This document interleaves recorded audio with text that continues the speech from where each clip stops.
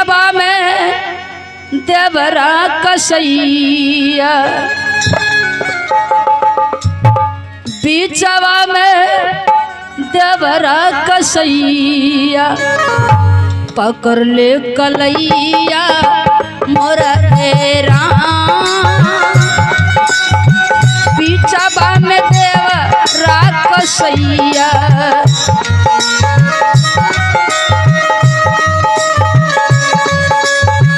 बीचवा में देवरा कसैया, पकड़ ले कलैया मोरा तेरा, बीचवा में देवरा कसैया, पकड़ ले कलैया बारी हो जा।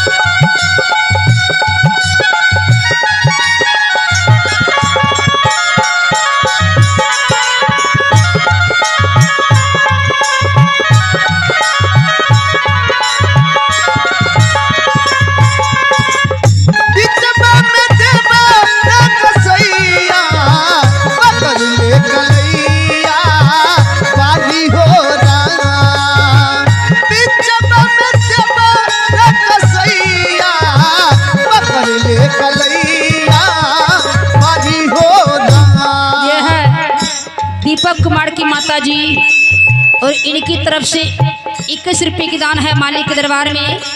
मालिक धन में वृद्धि दें, सुख शांति के दान। फिर मेरी बहन जी की तरफ से 11 रुपये की दान है मालिक के दरबार में। इसी प्रकार सभी भक्तों को सुख शांति को दान दे, ये दोनों भाइयों को लंबी आयु दे, ज्ञान बुद्धि को मेरे लाल पढ़ लिख कर महान बन जाए, माता पिता को सेवा करें। प्रेम से बोलिए भक्त भगवान की।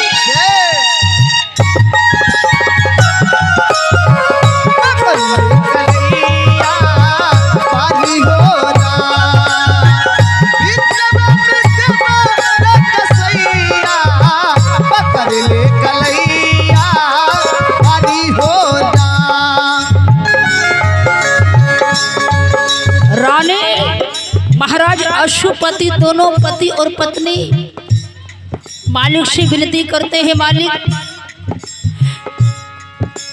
कृपा कीजिए प्रभु, मेरे मस्तक पर से निर्वंश कलंक हटाने को कृपा कीजिए मालिक।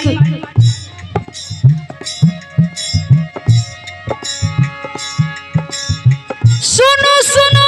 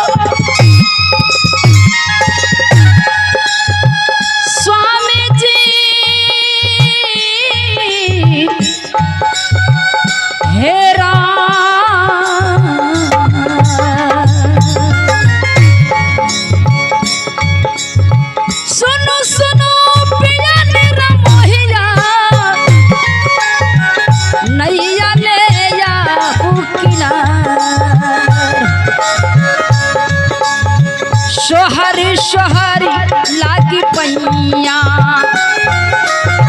सोहरी सोहरी लागी पैया, हमारो खेबैया बनैरा। सोहरी सोहरी लागी पैया तो हमारी खेबैया बना हो रहा। सोहरी सोहरी लागी पैया तो हमारी खेबैया बना हो रहा।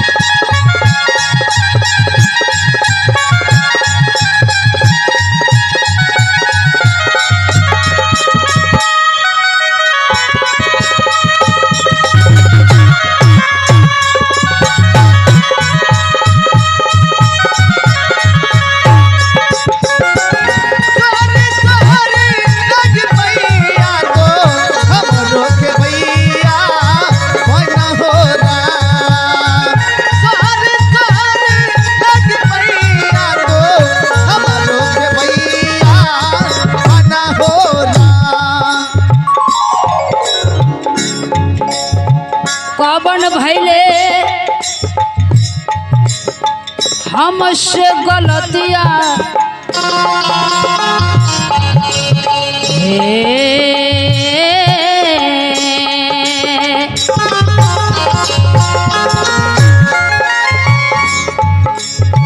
कबन भले हमसे गलतियां तो बिगड़ल समैया मोरा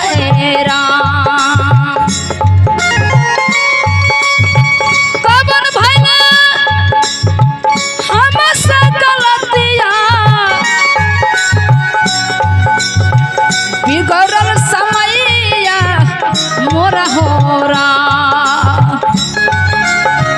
करी जुगती कौने उपैया करी जुगती कौने उपैया तो बिगड़ल समैया मोरा करी जुगती कौने उपैया तो बिगड़ल समैया मोरा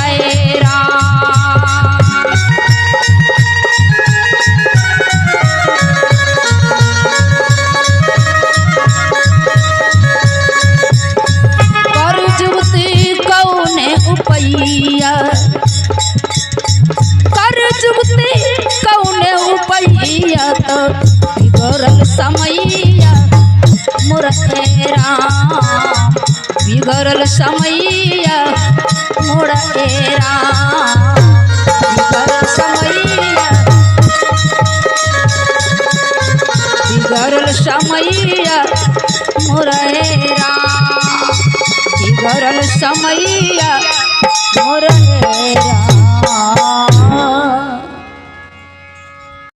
खुश रहो बाबू, आनंद रहो बेटी।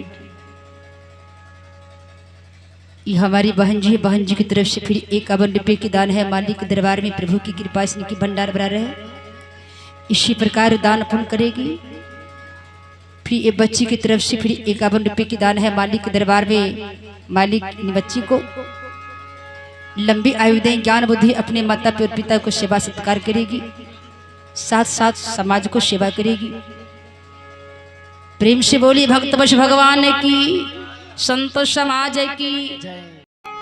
अरे हमारे नैहराबा में लागल सुंदर हटिया हे ननद मोरी।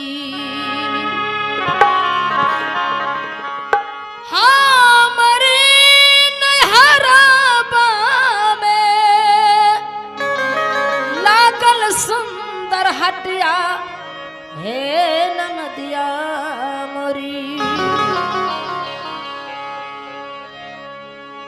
जहाँ बैठला संता समाज हे ननदिया मोरी, जहाँ बैठला संता समाज हे ननदिया मोरी।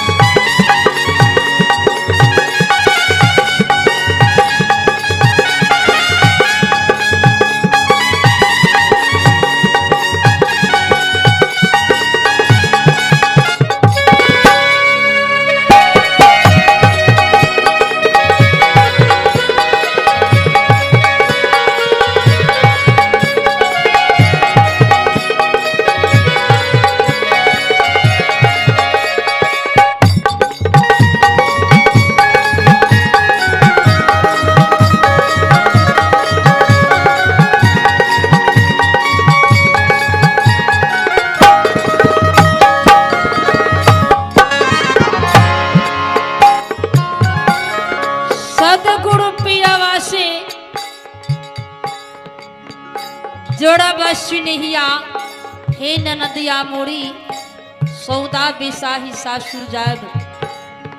सुन रहे हैं भक्तों की कथा। ध्रुव प्रहलाद सुदामा जी, मीराबाई, माता शेबरी, भक्त रविदास, ऐसे ऐसे महान पुरुषों इन नैहर में रहकर प्रेम के साथ भक्ति भजन किए परमात्मा को, और जीते जी मुक्त हो गए। कहते हैं मरना मरना सब कहे,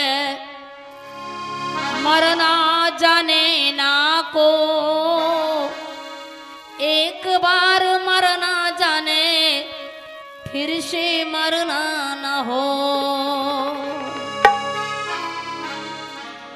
मर गए तो मर ही गए हैं, लेकिन जिंदा मरकर देखिए ना। सदगुरु कबीर साहब कहते हैं जीते ही जानो, जीते ही मानो, जीते ही करो आशा, नहीं तो जमपुर होगा बासा। जीते ही भक्ति, जीते ही मुक्ति, जीते ही करो आशा, नहीं तो जमपुर होगा बासा। जीते ही भक्ति, जीते ही मुक्ति, जीते ही करो आशा, नहीं तो जमपुर होगा बासा। मरने के बाद कहां है तेरा आशा? किसी को पता है? बड़े बड़े महात्माओं से पूछा जाए, जीव यहां से नाशवान शरीर को छोड़कर चले जाते हैं, स्थूल शरीर को छोड़कर चले जाते। पूछा जाए विद्वानों से, महात्माओं से, पंडितों से, जो यहां से जब जीव जाते हो तो कहां जाकर अटकता है? किसी को खबर है? बता सकता है?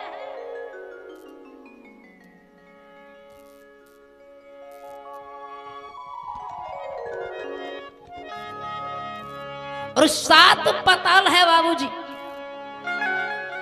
अतल वितल रसातल तलातल, 7 पताल है। और सतलोक 80 करोड़ योजन दूरी है, और वहां का ये जीव हंस है। कैसे बता सकते वहां की बात? कैसे पहुंचा सकता? बताएंगे जीव कहां जाकर अटक जाते।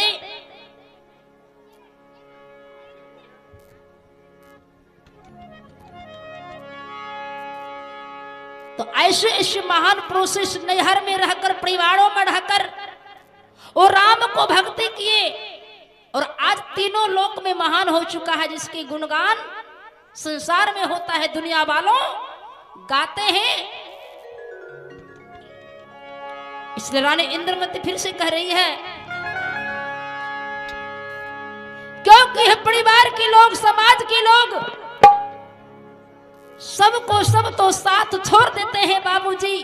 जब आपके पास सत्ता है, संपत्ति है, धन है, तो समाज परिवार आपका साथ है।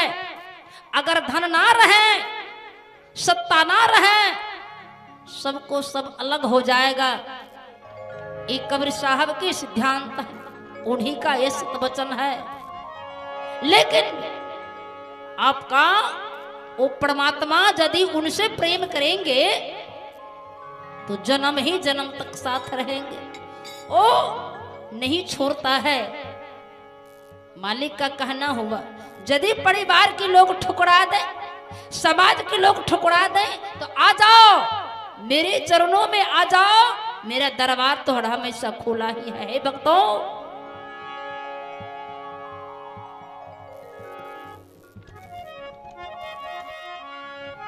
आह सतगुरु पिया बस अजर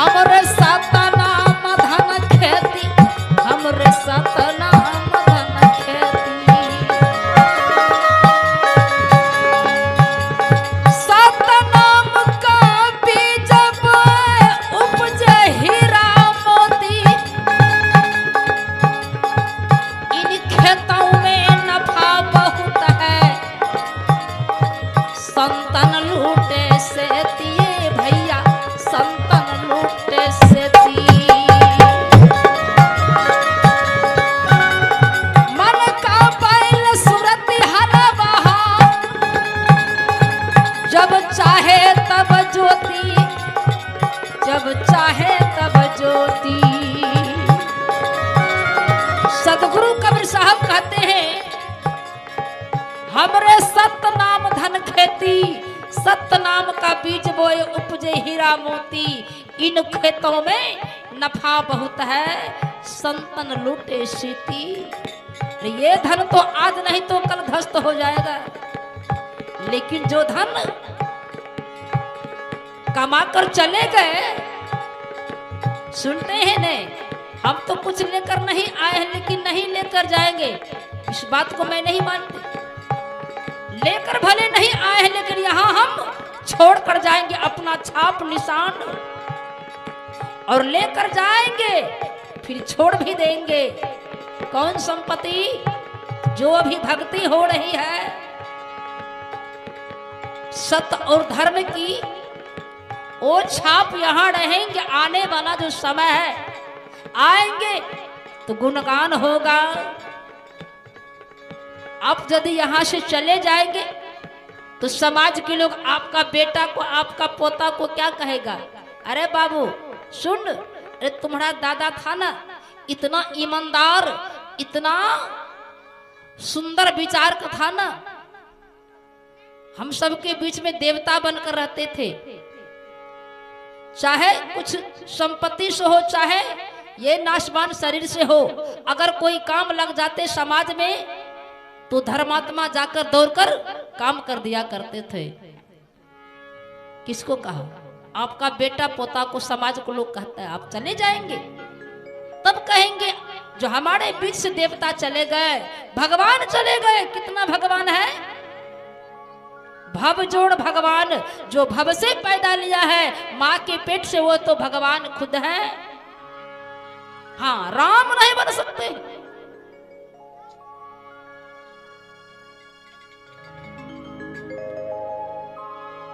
आइए, इसलिए वो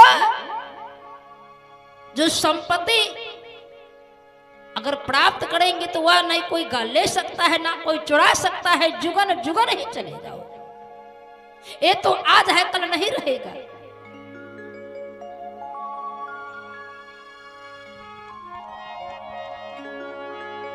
इसलिए कबीर साहब कहते हैं, हमरे सत्य नाम धन खेती।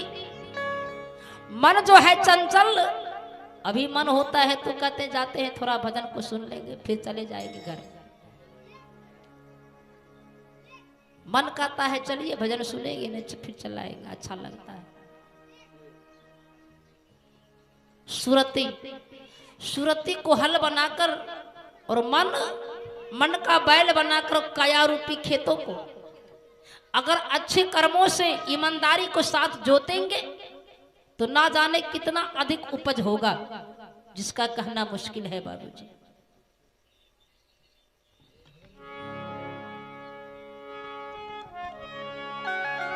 कहता कबीर सुनो भाई साधो, उलट पुलट नर ज्योति, हमरे सत नाम धन खेती।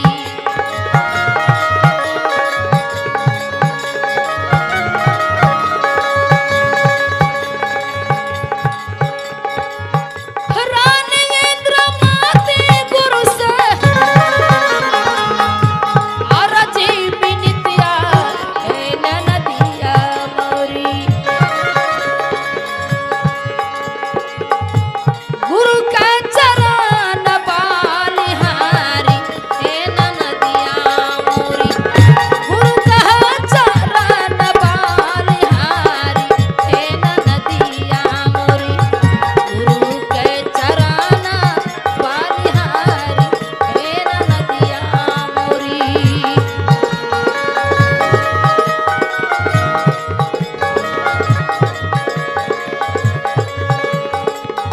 याब है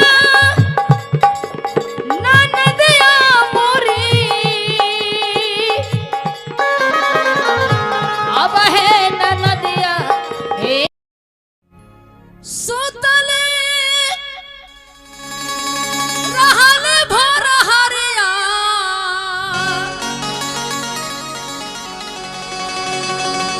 कि सपना देखला अजगु तेरा।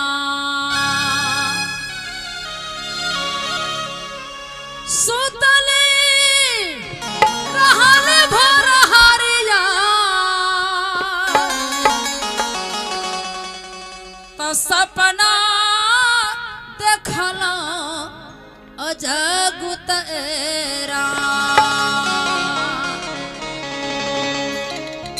सजना के आइल बा खबरिया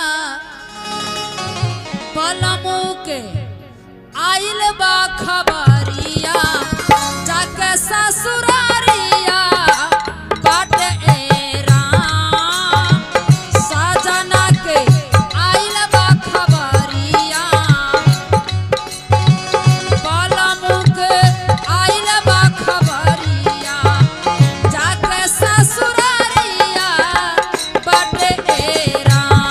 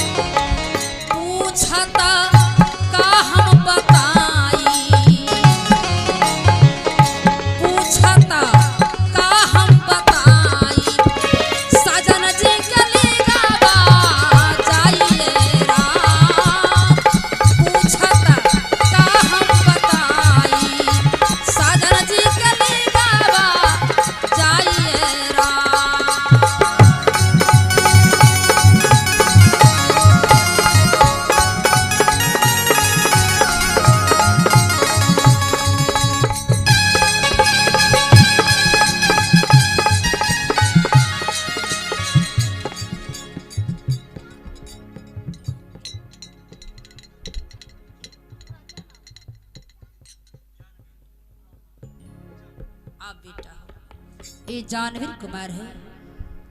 जानवीर कुमार की तरफ से 51 रुपया दान मिला है मालिक के दरबार में। हे मालिक, जानवीर कुमार को लंबी आयु दें, सद्ज्ञान सद्बुद्धि, माता पिता को सेवा करे, आपका नाम को गुणगान करेंगे। प्रेम से बोलिए भक्त बस भगवान की जय।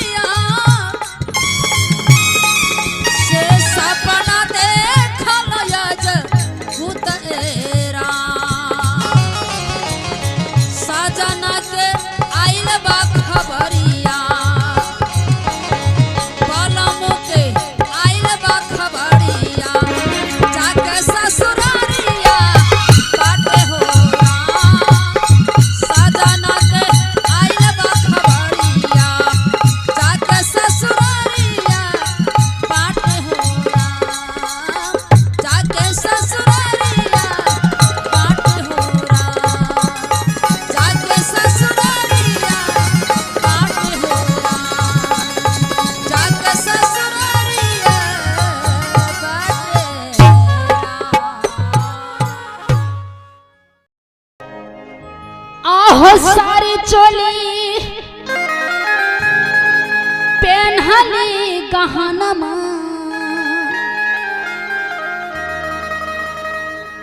देखली दर्पण मनेरा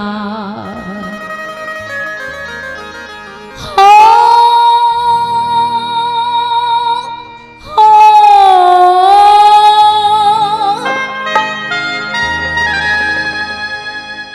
सारी चोली पेन्हली गहनमा देखली दर्पण मनेरा तभियो न सूरत सुंदर लागे तभियो न सूरत सुंदर लागे एक ही सिंदूर बिना के कभियो ना सूरत सुंदर लागे।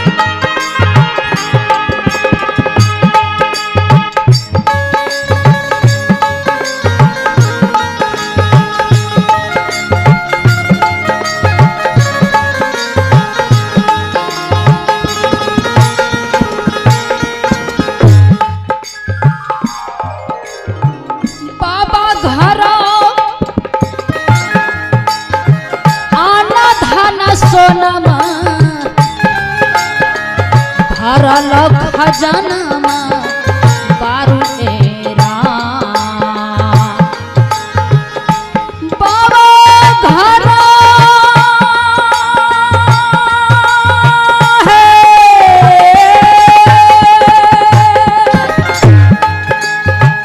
बाबा घर याना धन सोनमा भरल खजानमा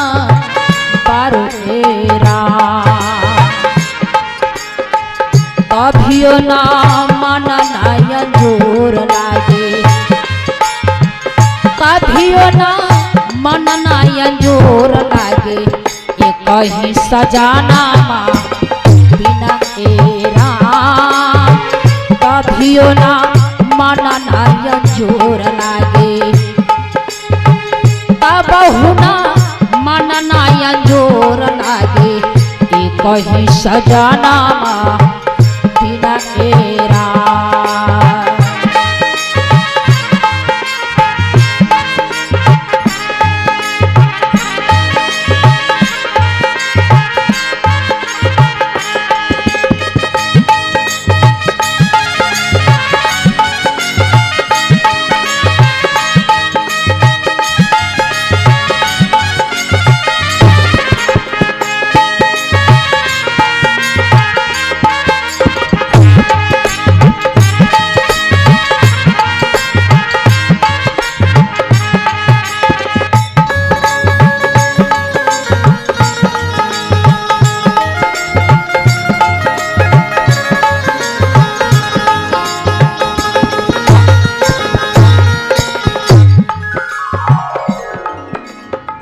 ससुरा में हाथी हाथ सरबा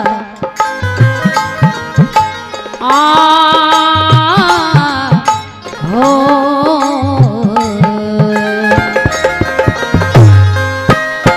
ससुरा में हाथी हाथ सरबा घोरा घोरा सरवा पारो एरा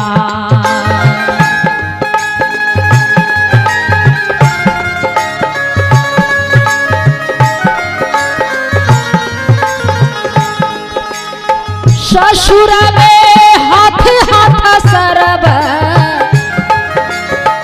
घोर घोर सारावा पारो एरा काबे शिव नारायण जग बिरान लागे।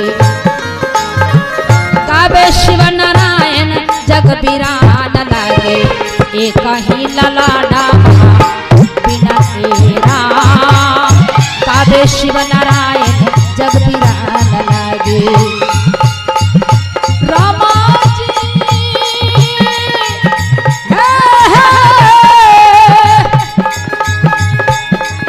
कन्हैया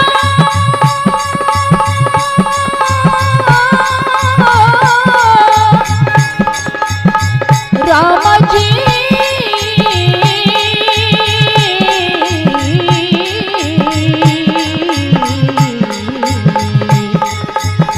काबे शिव नारायण जग बिरान लागे। काबे शिव नारायण जग बिरान लागे। कहीं ललनामा बिना हो राम। गावे शिव नारायण जग बिरान लागे, गावे शिव नारायण जग बिरान लागे। ए कहीं ललनामा, ए कहीं ललनामा, ए कहीं ललनामा बिना गावे शिव नारायण जग बिरान लागे नाम।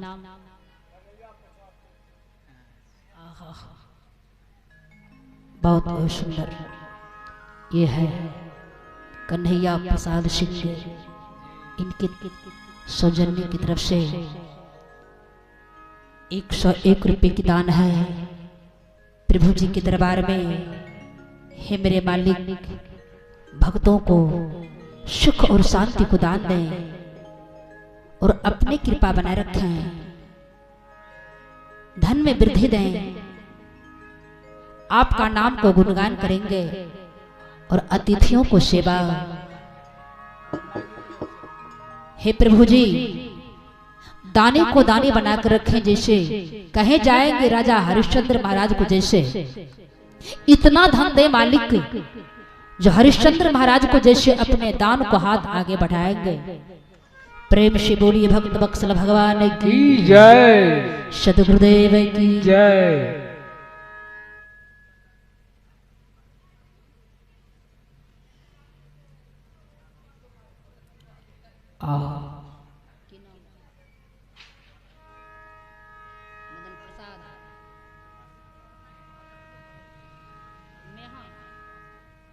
यहाँ से चलकर आए हैं मदन जी, और मदन जी की तरफ से 51 रुपये की दान है मालिक के दरबार में। दिन दोगुना रात चौगुना प्रभु जी की कृपा से इनके भंडार भरा रहे। जहाँ कहीं भी जाएंगे दान को हाथ आगे बढ़ाएंगे, भगवान से सुख और शांति को दान देंगे, अपने कृपा बनाए रखेंगे। प्रेम से बोलिए भक्त वत्सल भगवान की जय, सद्गुरुदेव की जय। गावे शिव नारायण जग बिरान लागे, एक ही ललनमा बिनाए राम। हमारी माता बहनों को सभी को पता है, संसार के लोगों दुखी हैं। पूछा जाए संसार व दुनिया वालों से कौन सुखी है संसार में, सदगुरु कबीर साहब कहते हैं सारा जग है निर्धना, सारा जग है निर्धना, धन बनता नहीं को, धन बनता सो जानिए जिसके राम रतन धन हो। एक ही शब्दों में कबीर साहब खंडन कर दिया। सारा जग है निर्धना, धन बनता नहीं को, धन बनता सो जानिए जिसके राम रतन धन हो। जो भक्ति धर्म धन है वो ना तो चोर ले सकता है, ना कोई छीन सकता है, ना और बगल वालों झूठ हो ताकत से हो ले सकता है। ऐसी भक्ति धन है वो जुगन जुगन तक वो धन रहेगा, कोई नहीं ले पा सकता है। ये धन तो आज है कल चला जाएगा, नहीं रह सकता है। धन चला गया तो फिर चला आएगा, मेहनत करेंगे तो फिर धन को बना लेंगे, लेकिन धर्म चला जाएगा, मान और सम्मान प्रतिष्ठा चला जाएगा, तो क्या फिर आप बना सकते हैं? इसलिए धन चला गया तो जाने दो, लेकिन धर्म को बचा कर रखें। इससे अपार ही धन होगा। हो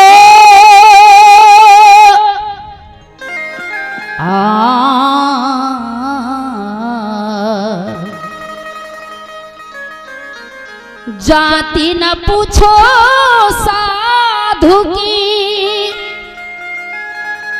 पूछ लीजिए ज्ञान, मोल करो तलवार की, परारहन दो म्यान। एक अचरज देखनीय साधो, के करास दई हम साखिए राम। उड़त चिड़ैया देखनी गगन में, नाही रहे जबन के पखेरा। उड़त चिड़ैया देखनी गगन में, नाही रहे जबन के पखेरा।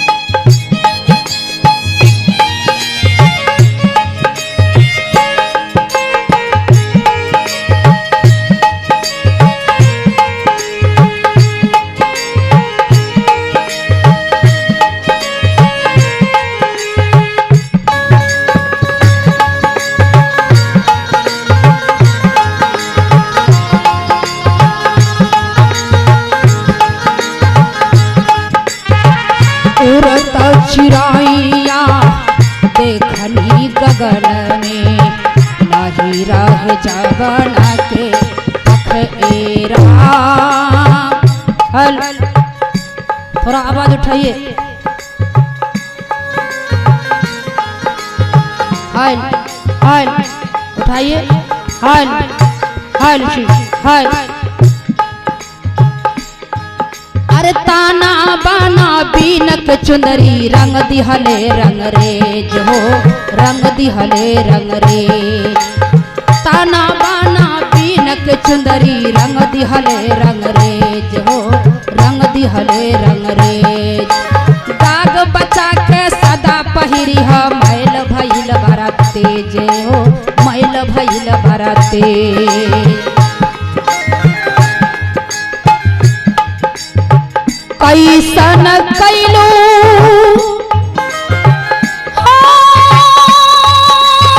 राम जी,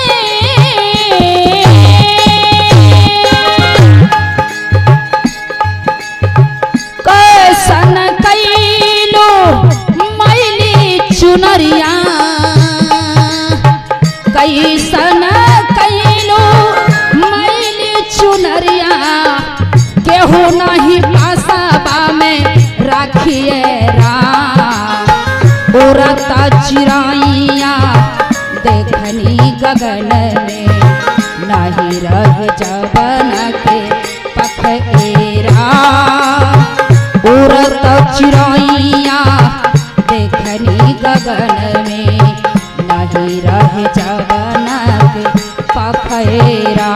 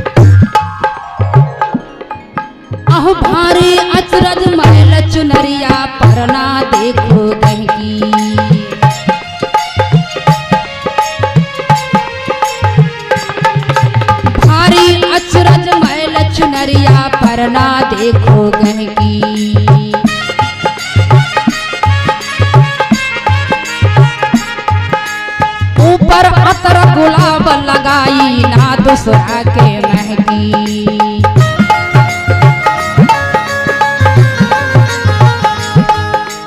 ऊपर अतर गुलाब लगाई ना दूसरा के महकी।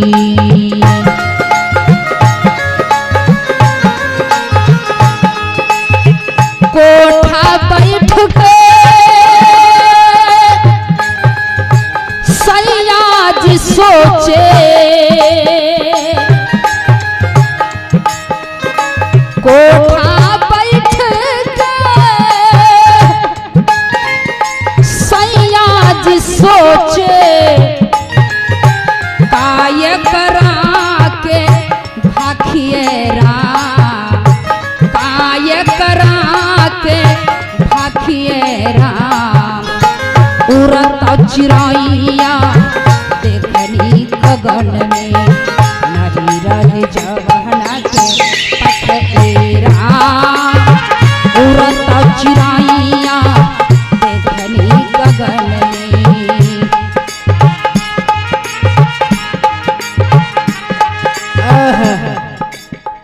कहते हैं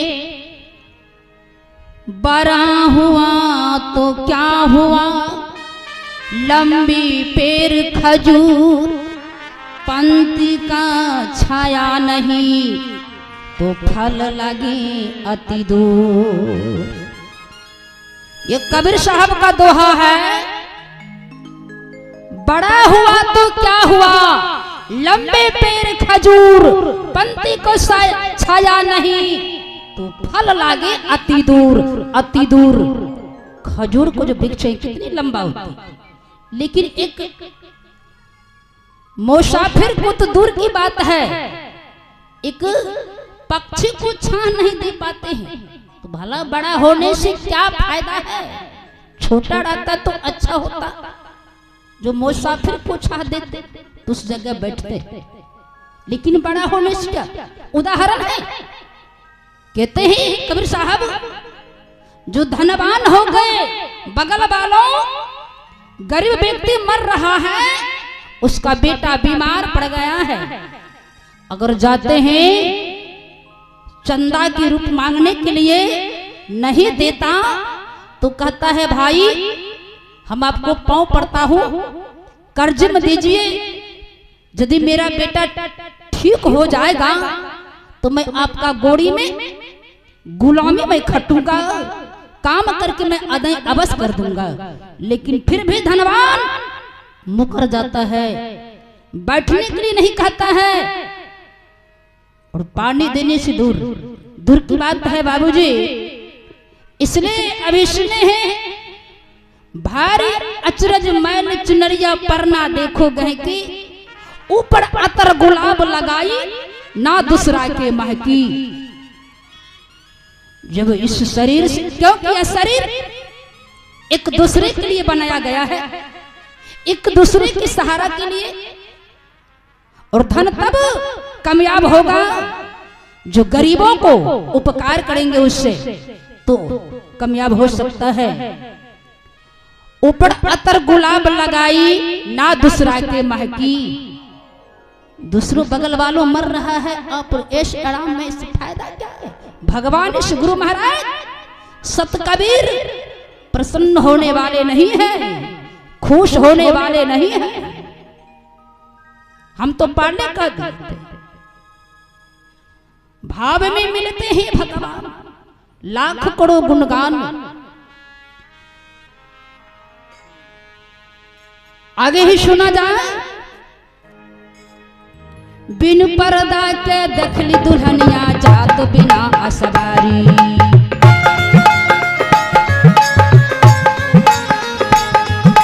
बिन पर्दा के देखली दुल्हनिया जात बिना असवारी।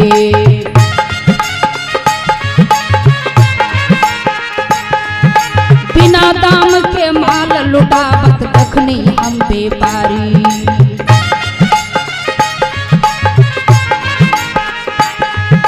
बिना दाम के माल लुटावत देखनी हम व्यापारी।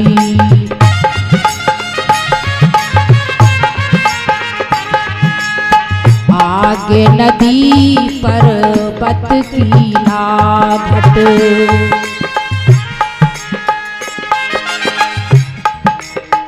आगे नदी पर्वत की ना घट,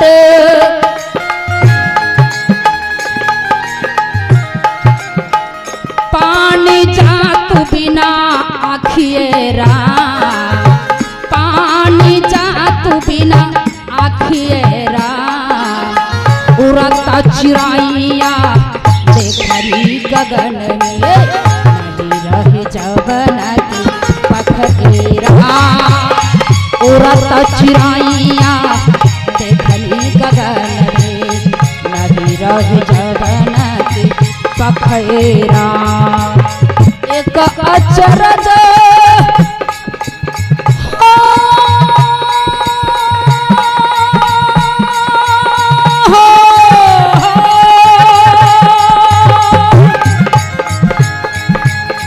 एक अचरज देखनी साधो, के करास दाई हम साखिएरा। उड़त चिड़ैया देखनी गगन में, नहीं रहे जवन की पखेरा। उड़त चिड़ैया देखनी गगन में, नहीं रहे जवन के पखेरा। नहीं रहे जवन के पखेरा, नहीं रहे जवन के पखेरा। प्रेम से बोलिए श्री सद्गुरु महाराज की जय। श्रोता भगवान की जय। बिनु पर्दा के देखली दुल्हनिया साहेब, जात बिना असवारी। बिना पर्दा के दुल्हन को आप लोग देखे हैं? दुल्हन तो आजकल जा रही है बेलोरो स्कॉर्पियो में, नैनो में बैठकर जाते हैं, लेकिन ये प्राण रूपी दुल्हन की ना अच्छा बेटा हो बाबू। साहब जी की तरफ से 20 रुपए की दान है, बहुत बहुत साधुवाद।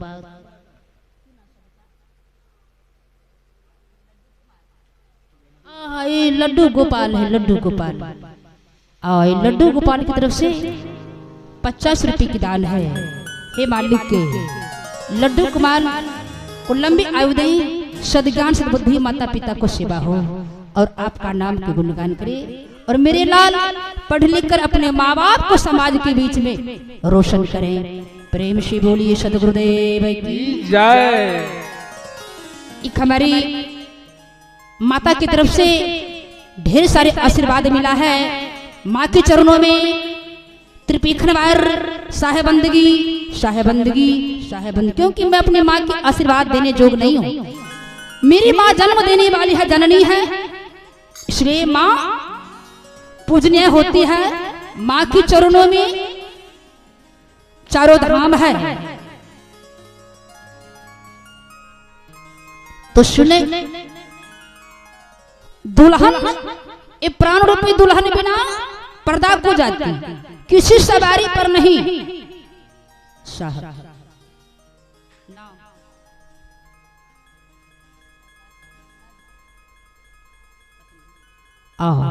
ये है प्रकाश ताती जी का धर्म पत्नी है। इनकी तरफ से 51 रुपए की दान है मालिक के दरबार में। हे प्रभु जी, हे बंदी छोड़ कबीर, यदि मैं आपका मन और वचन कर्म से मैं आपका भक्ति और भजन करते हो, तो आप मेरे विनती का स्वीकार कीजिएगा, जो सदा सुहागिन बनाकर रखी मेरी बहन को, और जहां कहीं भी मेरी माँ की आत्मा हो उसे सदगति प्रदान करना वाली। मैं आपसे कुछ नहीं मैं मांगती हूँ, केवल भक्ति मैदान मांग रही हूँ मालिक। इससे बढ़कर आप मुझे कुछ नहीं दीजिए।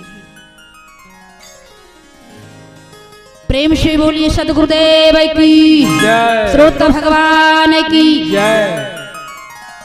बिना दाम के माल लुटावत देख ले हम व्यापारी। कबीर साहब किसी से कुछ लिया था कभी? एक फुटल का कौड़ियों लिया, नहीं नहीं, मंदोदरी इतना सोना चांदी लेकर गए थे, हाँ, हीरा रतन लेकर गई मंदोदरी, रावण का पत्नी।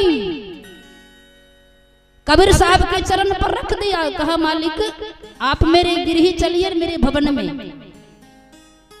तो कबीर साहब देखा हीरा रतन, कहा तुम तो रावण का पत्नी हो, लंका का महारानी हो, भला ये हीरा रतन लेकर आई हो, तो हमें हीरा रतन से क्या जरूरी है? बताओ मैं क्या करूंगा ये हीरा रतन लेकर, हमें क्या जरूरी है इस चीज का? अब जब कहते हैं मालिक का सब कुछ दिया हुआ है, जब उन्हीं दिया है सब कुछ, तो हम उन्हीं को चढ़ाएंगे लड्डू मिठाई, उन्हीं को चढ़ाएंगे रुपया पैसा। जब वो सब कुछ मालिक दिया है तो रुपया पैसा से मालिक का क्या जरूरी है? जो हमें 2000 5000 चढ़ा देते हैं, हाँ किसी गरीब को दीजिए, अनाथ को दीजिए, तो कामयाब जगह पर, सही जगह।